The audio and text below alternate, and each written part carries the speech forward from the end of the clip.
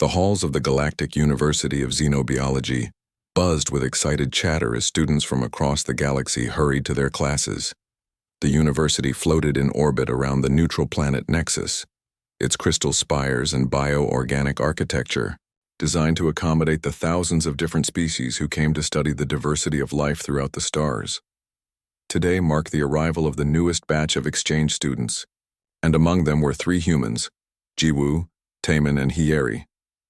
They stuck close together as they navigated the wide corridors, trying not to stare too obviously at the dizzying variety of alien life forms around them. A group of floating gas-filled beings drifted overhead, communicating in pulses of light. Several insectoid students chittered as they scurried past on 6 legs. A massive amorphous blob slid along one wall, leaving a trail of sweet-smelling slime that maintenance bots quickly cleaned up. "They're all looking at us," Taemin whispered, noticing the sideways glances and occasional pointing from passing aliens. "Can you blame them?" Hyeri adjusted her breathing apparatus. The oxygen levels were maintained at a galactic standard, slightly lower than Earth normal. Most of them have never seen a Deathworlder before. The humans had quickly learned that their homeworld was classified as a Class 12 Deathworld in galactic terms, a planet with extreme weather patterns, high gravity, dangerous wildlife, and unpredictable natural disasters. To most galactic citizens, the idea that anything intelligent could evolve in such conditions was astonishing. Jiwoo consulted the holographic map floating above her wrist device. Xenobiology 305 should be just ahead. Professor Vex's class. They entered a large amphitheater-style classroom where seats of various configurations accommodated different body types and gravity needs. The humans took seats designed for bipedal species, ignoring the curious stares from their classmates. A tall mantis-like being glided to the center of the room. Professor Vex stood nearly 8 feet tall, with 4 upper limbs and compound eyes that shimmered with iridescent colors. His exoskeleton clicked softly as he moved. "Welcome, students, to Advanced Xenobiology, Evolutionary Adaptations," his voice came through their universal translators. "I am particularly pleased to welcome our 3 exchange students from Sol 3, known to its inhabitants as Earth." All eyes turned to the humans. As many of you know, Earth is classified as a Class 12 Death World. This gives our human colleagues a unique perspective on evolutionary pressures and survival adaptations. A ripple of murmurs spread through the class. One blue-skinned student with 4 eyes leaned away from the humans as if they might bite. Professor Vex raised a limb for silence. "This semester's final project will require each student group to present a domesticated species from their homeworld that demonstrates unique evolutionary adaptations. You will explain how these adaptations developed and how your species has utilized them for mutual benefit." The professor's compound eyes seemed to linger on the humans. "I expect all presentations to follow safety protocols. Some species' concepts of domestication may differ drastically." As the professor continued outlining the semester's curriculum, the 3 humans exchanged glances. "You thinking what I'm thinking?" Taemin whispered. Jiwoo nodded slowly, a smile spreading across her face. "This is our chance to show them what Earth is really about. They already think we're dangerous just by existing," Hyeri added. "Imagine when they see—" Their conversation was interrupted by a tall, silver-skinned alien who approached their row. He had 4 arms, a ridge of bony protrusions along his skull, and eyes that glowed with a faint purple light. "So, the Deathworlders survived the trip," he said loudly enough for nearby students to hear. "I am Dorn, of the Praxian Confederacy. My species has colonized over 30 worlds and adapted them to our needs." He looked down at the humans with what they recognized as contempt, despite his alien features. "I'm curious what primitive creatures you might present. Something that survived your planet's many mass extinctions, perhaps? Something as brutish and unsophisticated as its masters?" Jiwoo met his gaze steadily. "We're looking forward to surprising you." Dorn made a sound that their translators rendered as a scoff. "Your kind always believes you're special because you survived a harsh world. But true superiority comes from mastering environments, not merely enduring them." As he walked away, Taman leaned toward the others. Okay, now I really want to show them. After class, the three humans gathered in their shared accommodation pod. Unlike the other student residences, theirs had been specially reinforced and pressurized to Earth standards. We need something that will challenge their perceptions, Yeri said, pacing the room. Most species here evolved on gentle worlds with stable climates and predictable ecosystems. They domesticated creatures for purely practical purposes: food, transportation, materials. Taman nodded. They don't understand how Earth's harshness created different kinds of bonds. I know exactly what we need, Jiwoo said, pulling up her communication device. But we'll need special permission from the university administration. You think they'll approve bringing an Earth predator to class? Taman asked, eyes widening. They might, Jiwoo grinned, if we explain it right. As the three humans began drafting their proposal outside their window, the stars shone against the blackness of space, so different from Earth's night sky. They were ambassadors here, not just students, carrying the weight of humanity's reputation on their shoulders. And they were determined to show the galaxy that coming from a death world wasn't just about survival, it was about connection. The university administrators peered nervously at the holographic display hovering between them. The three humans, Jiwoo, Taman, and Hyeri, stood on the other side of the circular table, trying to appear confident despite the 6 sets of alien eyes examining them with open suspicion.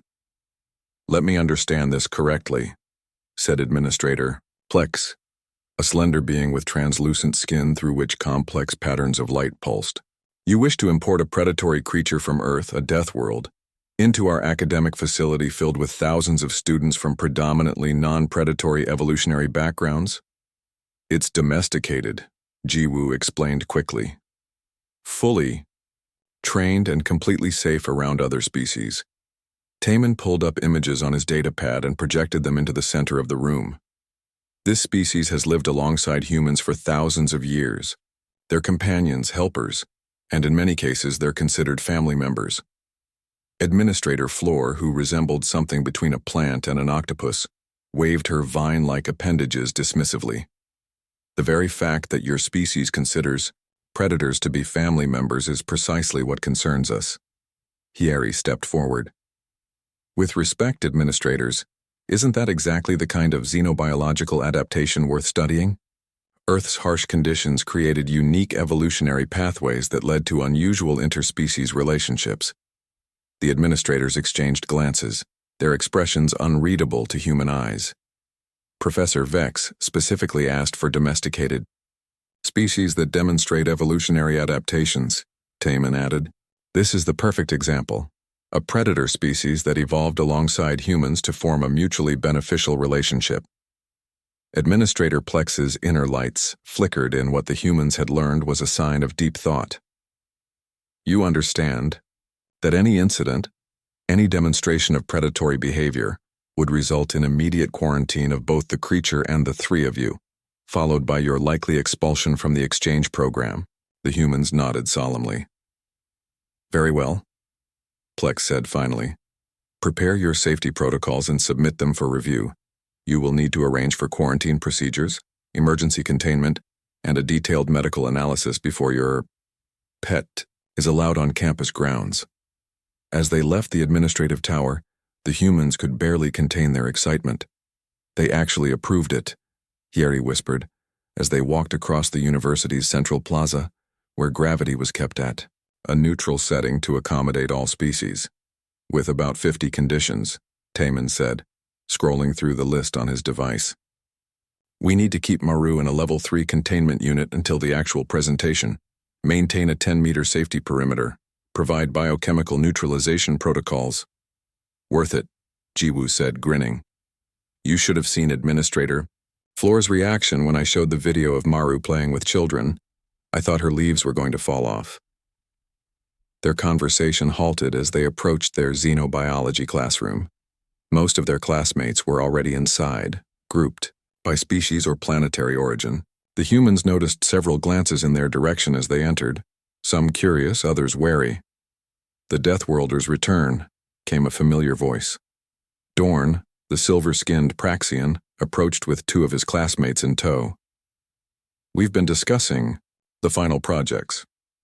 My team will present the symphony beetle from Praxis Prime, a species we've genetically optimized over 12 generations to produce perfect harmonic resonances for our meditation ceremonies." He gestured to another group of students, a trio of floating jellyfish-like creatures. "The Medusans are presenting their thought strands, organisms that form telepathic networks with their hosts." His glowing purple eyes fixed on the humans. "And what primitive earth beast are you inflicting upon us? Something with excessive teeth and claws, no doubt?" Taman stepped forward, keeping his voice level. "You'll have to wait and see, just like everyone else." "I've studied your planet's pathetic ecosystem," Dorn continued, undeterred. "A chaotic mess of competition and predation. No harmony, no direction, just endless struggle. The perfect mirror of humanity itself." Yeri clenched her fists but maintained her composure. "Every environment produces the adaptations needed to thrive within it. Our presentation will demonstrate that perfectly." "Thrive?" Dorn laughed, a sound like metal scraping against glass. "Your species barely survived your own self-destruction multiple times. You call that thriving?" Professor Vex entered the classroom. Then, his mantis-like form moving with fluid grace to the center of the teaching area. The students quickly took their seats as holographic displays activated around the room. "Today we begin our exploration of convergent evolution across different planetary ecosystems," the professor announced. "We will examine how similar environmental pressures can create analogous adaptations in completely unrelated species. The lecture proceeded.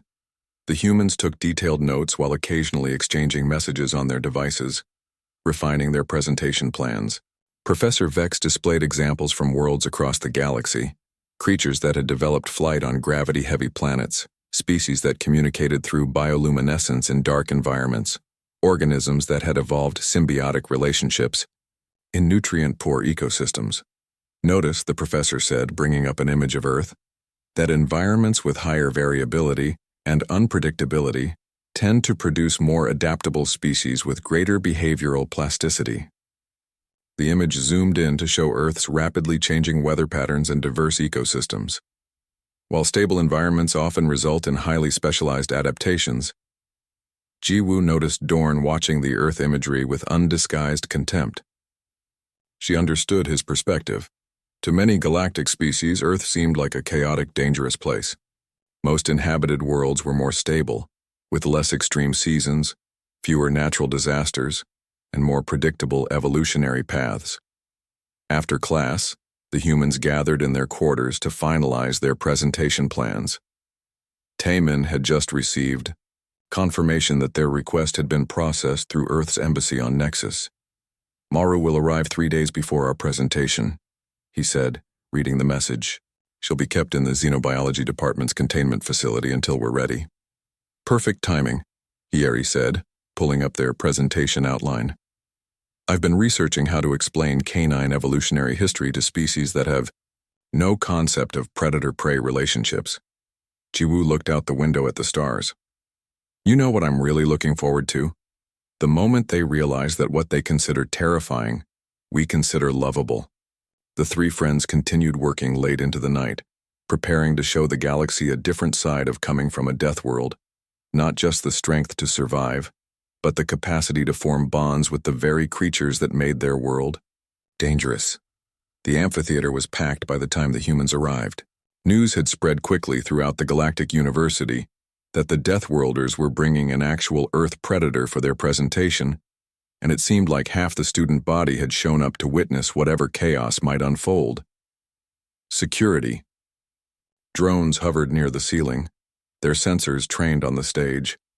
2 university safety officers stood at attention near the exits, wearing exosuits designed for emergency containment.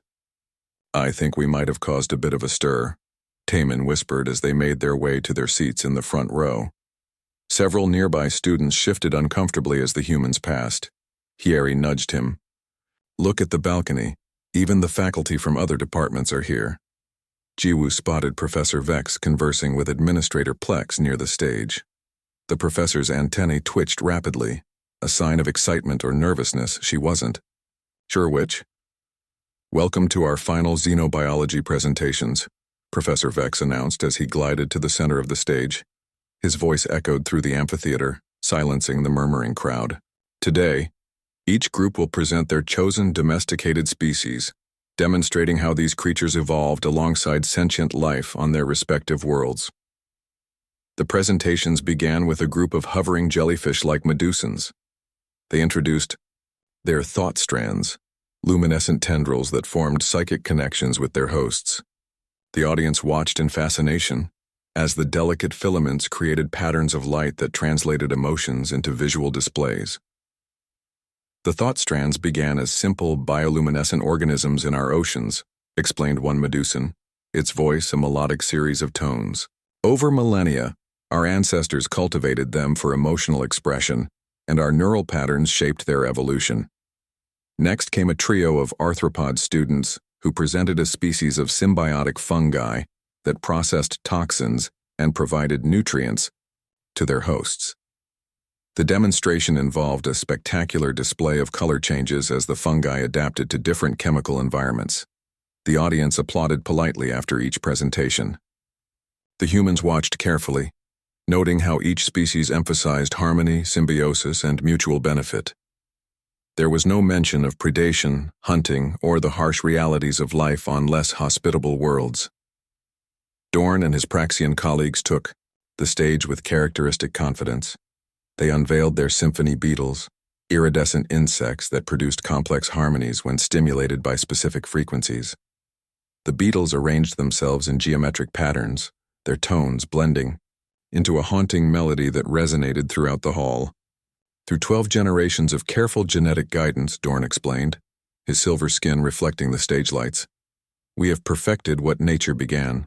These beetles now produce sound frequencies specifically calibrated to Praxian neural patterns, enhancing our meditation practices and cognitive functions. The audience responded with enthusiastic appreciation. Dorn's eyes found the humans in the front row, his expression smug. And now, Professor Vex announced, his voice carrying a hint of tension, our exchange students from Earth will present their domesticated species. The audience fell silent as Jiwoo, Taemin, and Hyeri approached the stage. Behind them, 2 security officers wheeled in a large containment unit, a transparent cube reinforced with energy fields. Inside, shadowed but visible, was a shape that moved with fluid grace. Jiwoo stepped forward to the podium. Thank you, Professor Vex and fellow students. Earth is classified as a Class 12 death world, characterized by extreme weather patterns, high gravity, tectonic instability, and diverse predator species. Taemin activated the holographic display, showing images of Earth's varied environments, from snow-capped mountains to dense jungles, arid deserts to storm-tossed oceans. Humans evolved as pursuit predators, Hyeri continued, bringing up anatomical diagrams of early hominids. We weren't the strongest or fastest, but we could track prey over long distances and use advanced tool-making abilities to compensate for our physical limitations. A ripple of uneasiness moved through the audience. Most galactic species had evolved as gatherers, filter feeders, or symbionts. The concept of a sentient species with predatory origins was disturbing to many. But what truly set humanity apart, Jiwoo said, was our ability to form relationships with other species, including other predators. The holographic display showed ancient cave paintings depicting humans hunting alongside what appeared to be early canines. The species we're presenting today has been with humanity for at least 15,000 years, Taemin explained. They began as apex predators themselves, pack hunters with keen senses, remarkable speed, and powerful jaws designed for taking down prey larger than themselves. The audience shifted nervously. At the back of the hall, Administrator Plex's bioluminescent patterns had accelerated to a concerned flicker. Through a process of coevolution, Hyeri continued, these predators gradually became something new, still maintaining their hunting instincts and physical capabilities, but redirecting them toward cooperation with humans. Jiwoo moved toward the containment unit. What you're about to see is not just a domesticated animal. It represents one of humanity's oldest and most successful interspecies relationships, a bond that transcends utility and becomes something more like family. The amphitheater was completely silent now. Even the hovering security drones seemed to pause in anticipation. "This is Maru," Jiwoo said, placing her hand on the control panel of the containment unit. "She is what we call a dog, specifically, a golden retriever. She comes from a lineage of predators that humans have lived alongside for thousands of years." With a gentle motion, Jiwoo deactivated the energy field. The transparent walls of the containment unit slid down, revealing a golden-furred creature with bright eyes and a mouth that seemed to be smiling. Gasps echoed through the amphitheater. Several students in the front row pushed back their seats. Professor Vex's compound eyes widened visibly, his mandibles clicking rapidly. Maru sat calmly next to Jiwoo, looking around the room with curious eyes. Her tail swished gently against the floor of the stage. "Maru," Taemin said clearly, "stay." The dog remained perfectly still, watching Taemin attentively. Dorn stood up from his seat. "You call this a predator? This soft-looking creature?" Hyeri nodded to him. "Computer, display Maru's anatomical scan and predatory capabilities." The holographic display shifted to show a detailed biological analysis. Highlighted were Maru's jaw strength, capable of exerting over 200 pounds of pressure, her running speed, nearly 35 kilometers per hour, her highly developed sense of smell, 40 times more sensitive than a human's, and her predatory ancestry, directly related to wolves. As if on cue, Maru yawned, revealing rows of sharp teeth designed for tearing flesh. Another wave of gasps swept through the audience. "And yet," Jiwoo said, kneeling beside Maru and gently stroking her fur, "this predator lives in our homes, plays with our children, and has evolved to read human emotions with remarkable accuracy." The tension in the room was palpable as the audience watched the interaction between human and predator, with a mixture of horror and fascination. What would happen next was anyone's guess, but one thing was certain. The humans had definitely captured everyone's attention. The silence in the amphitheater was so complete you could have heard a pin drop. Hundreds of alien students and faculty stared at Maru, the golden retriever sitting calmly on stage beside Jiwoo. Security drones hovered closer, their sensors glowing red. "This creature," a student with translucent skin whispered loudly enough for everyone to hear, "has teeth designed to tear flesh, and you keep it in your dwellings." Taemin nodded. "Not just in our dwellings. Many humans allow dogs to sleep on their beds." A collective shudder ran through the audience. Professor Vex's exoskeleton made a clicking sound that the translators didn't even attempt to interpret. "Allow me to demonstrate some of Maru's training," Hyeri said, stepping forward with a small pouch. "Maru, sit." The dog, already sitting, continued to watch attentively. "Down," Hyeri commanded. Immediately, Maru lowered herself to the stage floor, her chin resting on her paws, eyes still alert. "Now, stay." Hyeri placed a small treat on the floor directly in front of Maru's nose. The dog's eyes locked onto it, but she didn't move. "You can see that despite her predatory instincts and physical capabilities, Maru has complete impulse control," Jiwoo explained to the audience. "This isn't behavior modification through technology or genetic engineering, it's training built on thousands of years of coevolution and mutual trust." Dorn stood up again, his silver skin gleaming under the amphitheater lights. "This is merely behavioral conditioning, no different from training any simple organism to perform tricks for rewards." "Is it?" Taemin asked. He turned to Maru. "Maru, release." The dog immediately took the treat and chewed it happily, her tail wagging against the floor. "Maru," Jiwoo called, "bring me your ball." From the containment unit where they had stored her things, Maru trotted over and retrieved a small red ball. She brought it directly to Jiwoo and dropped it at her feet, then looked up expectantly. "Good girl," Jiwoo praised, and Maru's entire body seemed to wiggle with happiness. What you're seeing is more than conditioning, Hyeri explained to the audience. Dogs have evolved specific facial muscles that wolves don't have. Muscles that allow them to communicate with humans through expression. They can read human emotions and gestures in ways no other non-human species on Earth can. Taman continued. Brain scans show that when dogs and their human companions interact, both species experience releases of oxytocin, a bonding hormone. This isn't just a trained animal. This is a creature that has evolved specifically to form emotional bonds with another species. One of the jellyfish-like medusans floated closer to the stage.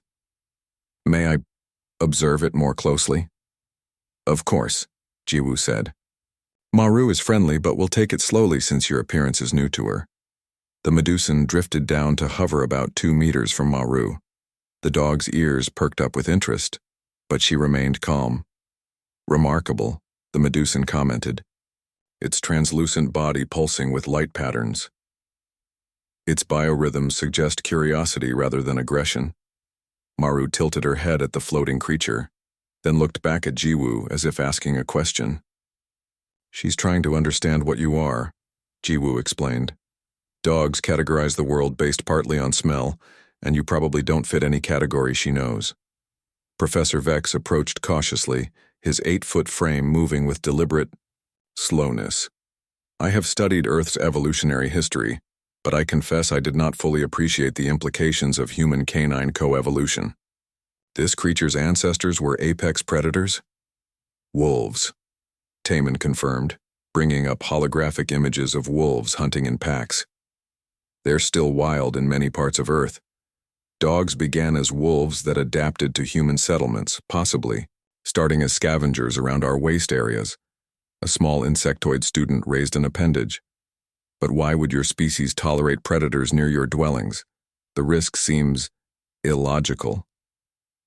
That's what makes the relationship so interesting, Hyeri replied.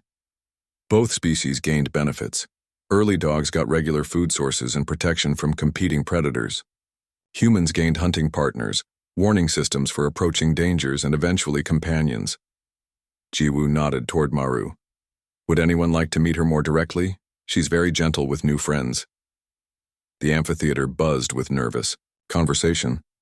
Finally, a small group of students cautiously approached the stage. Remember, Taman said, move slowly and let her smell your hand first. That's how dogs get to know you. A brave botanical student with leaf-like appendages extended one toward Maru. The dog sniffed carefully, then licked the appendage, causing the student to vibrate with what the humans recognized as surprised laughter. It doesn't want to consume me? The botanical asked. No. Jiwoo smiled. Dogs can be trained to recognize who is friend and who is food. Maru sees you as a potential friend. More students gathered courage to approach. Some reached out to touch Maru's soft fur, expressions of wonder replacing their earlier fear. Maru, for her part, seemed to enjoy the attention, her tail wagging steadily as she greeted each new alien with a gentle curiosity. Administrator Plex observed from a safe distance, inner lights pulsing rapidly. I admit I expected something more volatile.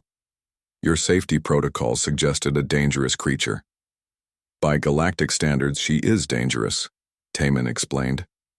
A golden retriever has the physical capability to cause serious harm, but that's not what she chooses to do with those capabilities. Dorn remained seated, arms crossed, watching the proceedings with obvious disdain. A predator that doesn't behave like a predator. You've stripped it of its nature. Hyeri shook her head. We haven't stripped anything. We've redirected natural behaviors. Watch. She picked up the red ball and held it up. Maru, ready? The dog immediately focused, her body tensing slightly, eyes locked on the ball. Fetch! Hyeri called, throwing the ball across the stage. Maru exploded into motion, moving with startling speed that caused several aliens to jump back in alarm.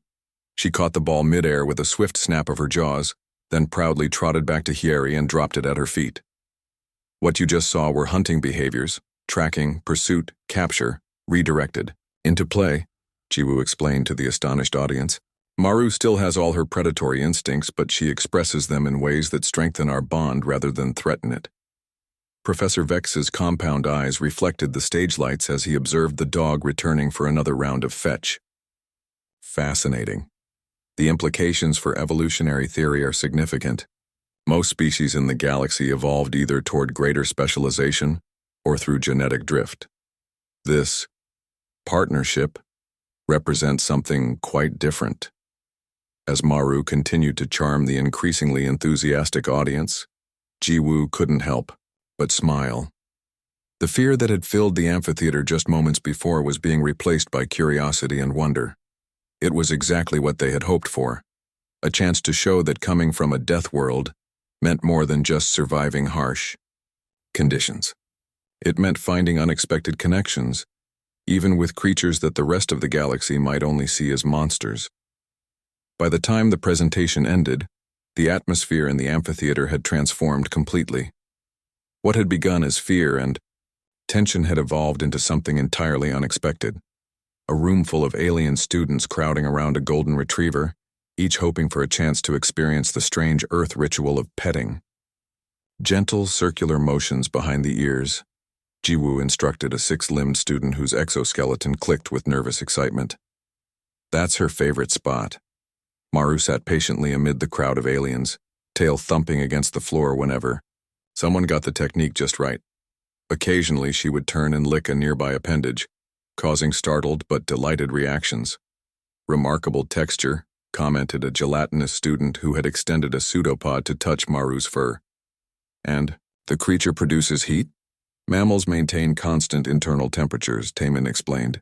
It's one of Earth's evolutionary adaptations to our planet's seasonal variations.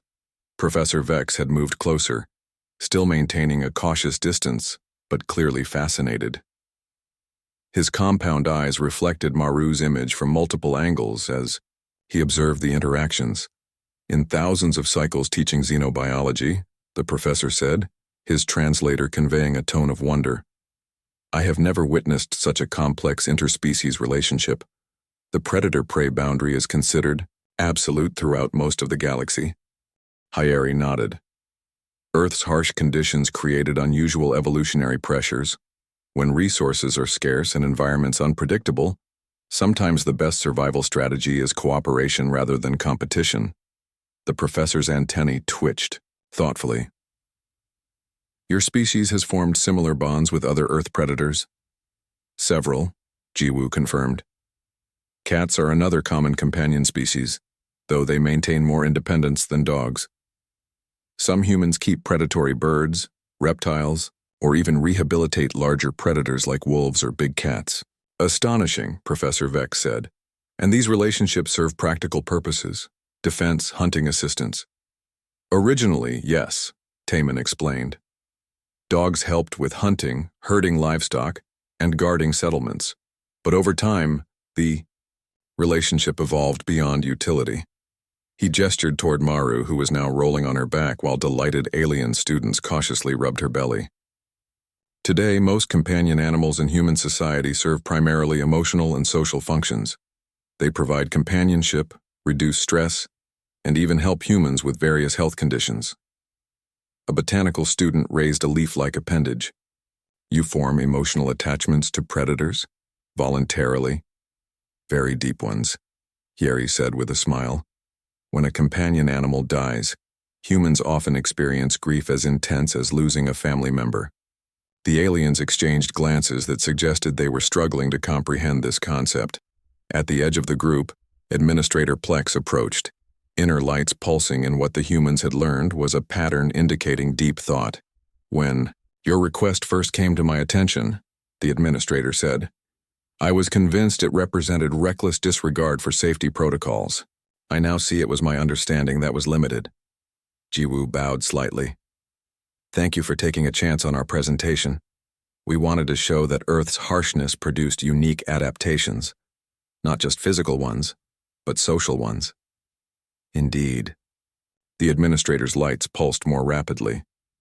I believe there may be valuable research opportunities here. Perhaps an expanded exchange program focused specifically on Earth's interspecies relationships? From his seat at the back of the amphitheater, Dorn finally approached, his silver skin reflecting the lights in metallic ripples. His expression was difficult to read, but his earlier smugness had faded. I still maintain that Praxian symphony. Beetles represent a more advanced form of domestication, he said stiffly. Our species genetically guided their development with deliberate intention, rather than stumbling into a relationship with predators. Taman shrugged. Different approaches for different worlds. Your beetles are certainly beautiful. However, Dorn continued, showing uncharacteristic hesitation. I admit I had not considered that. Emotional connection could be a factor in interspecies relationships. He glanced at Maru, who was watching him with bright, interested eyes. The creature appears to possess actual awareness of others' reactions to it. She does, Yeri confirmed. Dogs have evolved to read subtle emotional cues from humans. Some studies suggest they can detect changes in our scent that indicate different emotional states. Dorn stared at Maru for a long moment. May I attempt to interact with it? Of course, Jiwoo said, hiding her surprise. Maru, come. The dog trotted over and sat in front of Dorn, looking up expectantly. Extend your hand slowly, Taman instructed. Let her sniff you first.